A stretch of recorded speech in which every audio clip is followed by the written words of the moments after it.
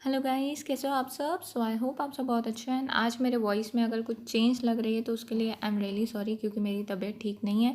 Also एक और बात मैं आपसे शेयर करनी चाहूँगी। आप में से बहुत से बच्चे हैं जिनके पास मेरा नंबर है, तो गाइस मैं बता दूँ वो नंबर मेरा नहीं है, वो नंबर मेरे पापा का है। मेरी फ़ोन टोटली ख़राब हो चुकी है एंड राइट नाउ ऑल्सो मैं एडिटिंग अपने फ़ोन से नहीं कर रही हूँ। मेरे फ़ोन जो है पूरा ख़राब हो चुकी है, तो अब मैं न्यू फ़ोन परचेज़ करने वाली हूँ। ओके, सो वो नंबर मेरा नहीं है, तो अगर उस नंबर पे आप कंटिन्यूस कॉल करोगे तो मेरे पापा ही उठाने वाले हैं। ओके, सो इसके लिए बेटर है उस नंबर पे कॉल भी मत करो एंड मैसेज भी मत करो। जो भी डाउट्स है इंस्टाग्राम पे मैसेज कर देना या यूट्यूब पे कमेंट कर देना। ओके, अब आती है प्रिपरेशन की बारी, क्योंकि बहुत से बच्चे हैं जिन्होंने मुझसे इंस्टाग्राम पे पूछा कि मैम हमें कितने डेज़ जो है लेफ्ट है स्टडी करने के लिए, कि हम जो है क्या अभी प्रिपेयर कर सकते हैं। अगर मैं आज रात से बैठूँ पढ़ने के लिए तो क्या मैं पास हो जाऊंगा, अगर मैं कल से प्रिपरेशन करूं तो क्या मैं पास हो जाऊंगा। तो इसका आंसर है येस गाइस। अगर आप कंटिन्यूस 25 डेज बैठोगे ना सी एस ई टी की प्रिपरेशन करने के लिए, कल से भी प्रिपेयर करोगे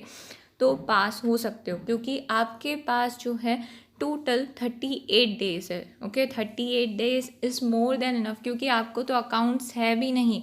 ओके, सो आपको टेंशन लेने की ज़रूरत नहीं है। ओके, सो आप कल से भी प्रिपेयर कर सकते हो। एंड आप लोगों को लग रहा है कि अरे मैंने प्रिपरेशन नहीं की, दूसरे ने स्टार्ट कर दिया, तो मैं बता देती हूँ आपको, बहुत से बच्चे हैं जिन्होंने अब तक जो है बुक को हाथ भी नहीं लगाया है। ओके, पीडीएफ ओपन करके देखा भी नहीं है एंड कोई लेक्चर्स भी नहीं अटेंड करते हो, तो टेंशन की कोई बात नहीं है, आप सेल्फ स्टडी कर सकते हो। ओके, सो बुक को हाथ नहीं लगाया है तो आप अकेले नहीं हो, बहुत से बच्चे। ओके, सो अपने आप को अकेला मत समझो एंड टेंशन मत लो एंड दूसरों के बारे में नहीं सोचो। अपने आप को उनसे कंपेयर भी मत करो कि उन्होंने स्टडी कर दी स्टार्ट, मैंने नहीं की। ओके, सो अभी भी टाइम है, स्टार्ट कर सकते हो। ओके, उसके बाद नेक्स्ट बात आती है, एक बच्चे ने पूछा मुझसे कि मैम अगर मैं सिर्फ एग्ज़ाम के लिए, क्योंकि अभी मुझे लगता है बहुत ही कम टाइम जो है लेफ्ट है, 30 डेज़ है, उसने ऐसे काउंट किया था कि मैं 39-40 डेज़ नहीं, मैं समझ के चल रहा हूँ 30 डेज़ है मेरे लिए। ओके, सो मैं सिर्फ MCQ करके जाऊँगा। मैम आप जो MCQs प्रोवाइड करोगे मैं वही करके जाऊँगा,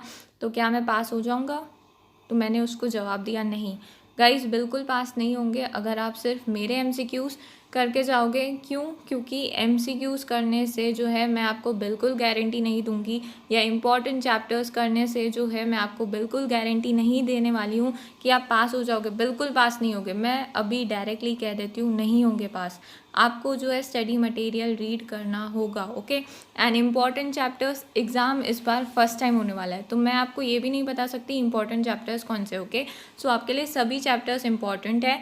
एंड दूसरा जो है, बहुत से बच्चे ये कहते हैं कि मैम मॉड्यूल में इतने ज़्यादा पेजेस है, मॉड्यूल इन द सेंस हम स्टडी मटेरियल, हम जो है CS एग्जीक्यूटिव वाले एंड प्रोफेशनल वाले मॉड्यूल कहते हैं, तो स्टडी मटेरियल में इतने ज़्यादा पेजेस है। तो गाइस करंट अफेयर्स में 91 पेजेस है, उसके बाद जो दूसरे स्टडी मटेरियल है वो 200 पेजेस के होंगे, 225 पेजेस के होंगे, या लीगल एप्टीट्यूड 300+ पेजेस का होगा। ओके, सो गाइस ये शुरुआत है, आपको जो है अभी से ही हैबिट डालनी है। CS एग्जीक्यूटिव में जाओगे ना तो 750 पेजेस के स्टडी मटेरियल होते हैं। सो तभी जो है क्या करोगे, अभी से ही डरोगे तो आगे तो और पूरा ओशन और वास्ट है, क्या करोगे। तो अभी से ही जो है आपको आदत डाल लेनी चाहिए। ओके, एंड पेजेस से मत डरो। ओके, एंड उसके बाद नेक्स्ट है स्टडी मटेरियल। अभी तक बच्चों का ना ये सवाल जो है, मुझे रोज़ आता है मैसेज, ये तो कॉमन मैसेज हो गया इंस्टाग्राम पे, कि मैम क्या स्टडी मटेरियल से स्टडी करना इनफ है। तो गाइज इनफ है, एंड मैंने इसके प्रीवियस वीडियोस में कहा था कि स्टडी मटेरियल हमारे लिए भगवत गीता की तरह। तो मैंने ये क्यों कहा था, क्योंकि जो है ऐसा कहा जाता है कि भगवत गीता जो है हमारे इंसानों की जो भी डाउट्स होते हैं, जो भी कन्फ्यूजन होती है, अगर कोई इंसान भगवत गीता जो है रीड करता है तो उसके सारे सवालों का जवाब उससे मिल जाता है। ओके, सो यहाँ पे आप भी कंफ्यूज्ड हो। ओके, सो आपके सारे सवालों का जवाब स्टडी मटेरियल में छुपा हुआ है। सो इसके लिए मैं कहती हूँ आप जो है स्टडी मटेरियल रीड करो। मेरा स्टडी मटेरियल को भगवत गीता कहने के पीछे यही रीज़न था जो अभी मैंने आपको दे दिया।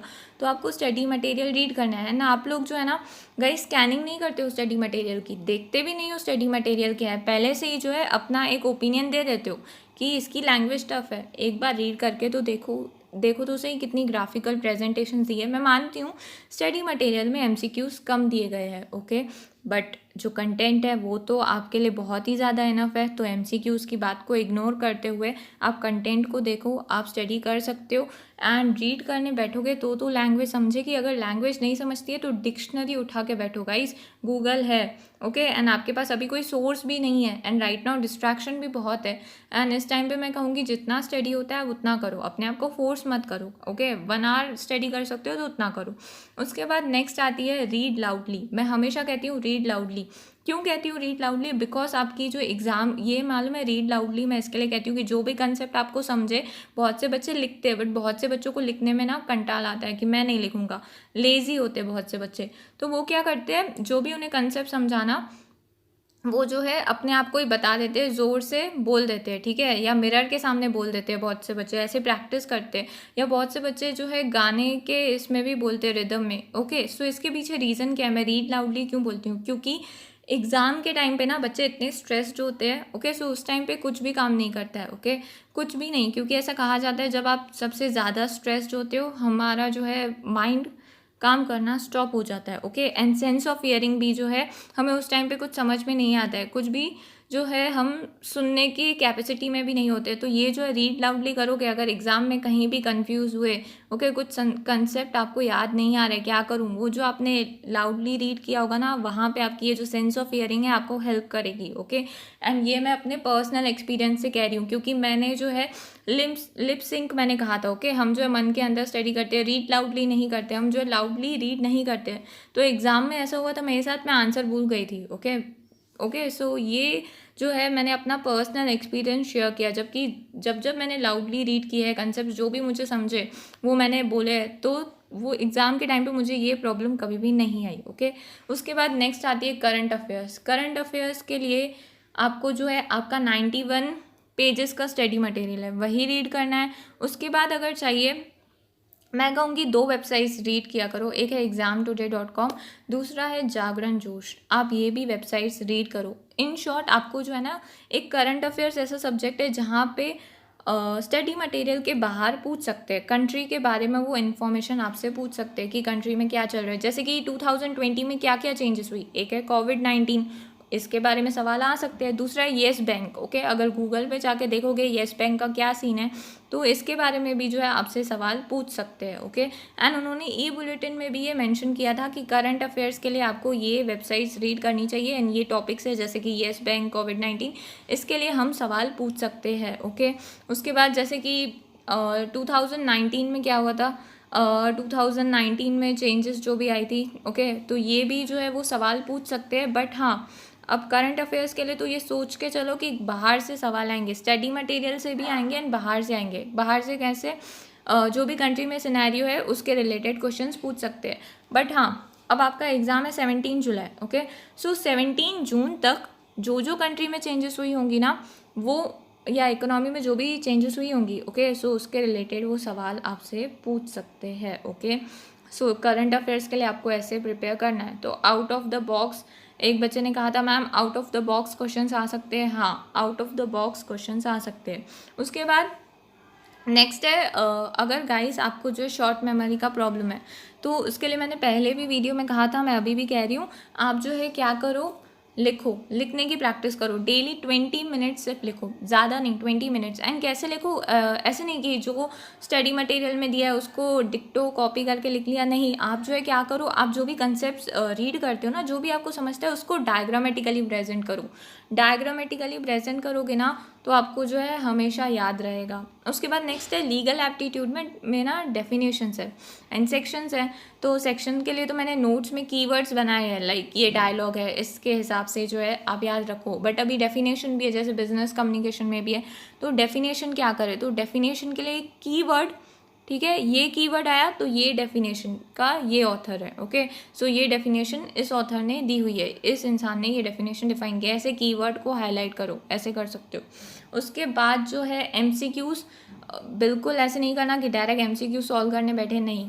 जब आपको कंसेप्ट समझ में आ जाए तो ही एमसीक्यू सॉल्व करना है। एंड स्टार्टिंग में ना एमसीक्यू सॉल्व नहीं कर पाओगे, ओके। ये हर एक बच्चे के साथ सीन है कि स्टार्टिंग में एमसीक्यू सॉल्व नहीं कर पा रहे। अगर एमसीक्यू स्टार्टिंग में सॉल्व नहीं कर पा रहे हो तो उसके लिए आपको जो है अपने आप को डीलिफ्ट नहीं करना है, टेंशन नहीं लेना है कि अरे मुझसे तो एमसीक्यू हो ही नहीं रहे, ऐसे तो मैं एग्ज़ाम में फ़ेल हो जाऊँगा। नहीं, स्टार्टिंग में ऐसा होता है, बट जैसे जैसे आपको कंसेप्ट और क्लैरिटी होती जाएगी आपके एमसीक्यू सॉल्व होते जाएंगे। ओके, सो उसके बाद नेक्स्ट है, बहुत से बच्चों का ये भी है कि मैम अभी क्या है, सारी फैमिली ना घर पे है, तो अभी हम स्टडी कर रहे हैं, तो family members, friends, relatives, okay, neighbours, ये सब हमारे कलीग्स हमें डीमोटिवेट करते हैं एंड हमें जो है अपलिफ्ट नहीं करते हैं। हमें कहते हैं अरे बेटा तू सीएस करके क्या कर लेगा, ये एंट्रेंस टेस्ट क्लियर करके क्या कर लेगा। ओके, सो इन शॉर्ट इसका सॉल्यूशन बताओ। इन शॉर्ट मैं इसका सॉल्यूशन ये बताती हूँ गाइस, अगर आपको जो है वो अपलिफ्ट नहीं कर रहे हैं ना, आपको वो कुछ भी नहीं समझते, इन शॉर्ट वो आपसे जो है कोई एक्सपेक्टेशन नहीं रख रहे, यानी कि उनको ये लगता है ना ये पास होगा ना फेल होगा, उनकी आपसे कोई